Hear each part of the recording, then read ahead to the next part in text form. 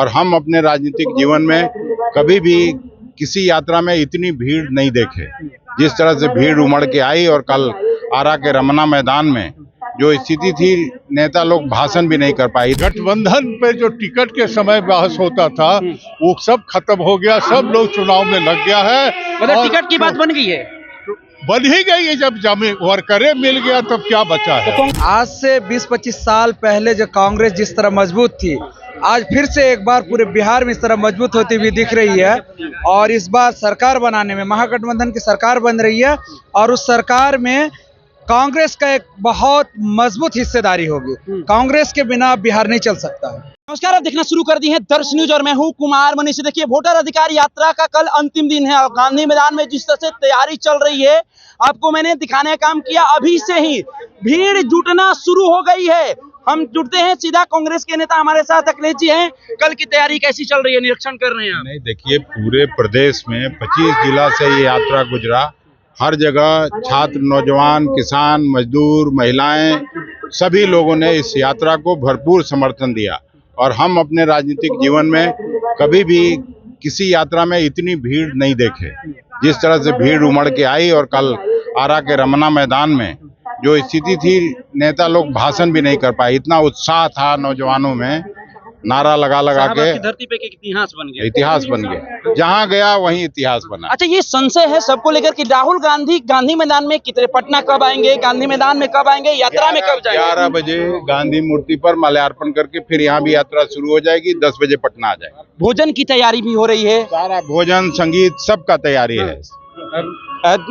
जो पार्टी लगी है पूरे बिहार में। जिस तरह से यात्रा में आप भी भ्रमण किए, क्या दिखा इस बार? कांग्रेस का कुछ अलग रुख दिख रहा है। सुबोध भैया से, हम लोग के सीनियर लीडर हैं, इनसे पूछो कैसा मैंने इस बार कांग्रेस का क्या रहेगा?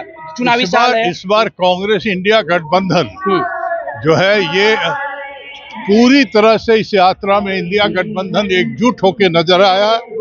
पूरी तरह से इंडिया गठबंधन के कार्यकर्ता, एक कार्यकर्ता 2-3 झंडा जो है कंधे पे लेके देखने को मिला।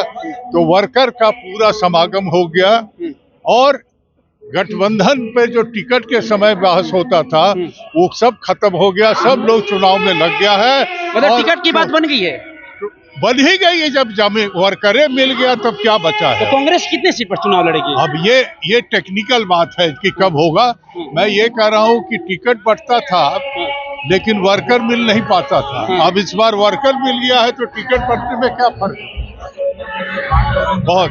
चलिए, तो देखिए, ये कांग्रेस के नेता थे, कह रहे हैं कि देखिए अब जो सीट शेयरिंग का फॉर्मूला था वो महागठबंधन का तय हो चुका है। अब कोई संशय नहीं रह गया है। जिस तरह से लोग सवाल कर रहे थे कि आखिर राहुल गांधी फिर पटना एयरपोर्ट कब आएंगे, गांधी मैदान कब पहुंचेंगे और यहाँ से यात्रा के लिए कब निकलेंगे, तो राहुल गांधी ठीक 11 बजे पटना के गांधी मैदान में गांधी मूर्ति के पास आएंगे और गांधी मूर्ति पर माल्यार्पण करेंगे। फिर यहाँ से उनकी यात्रा शुरू होगी। अभी दिखाइए, अभी से ही भीड़ की तादाद जुट रही है।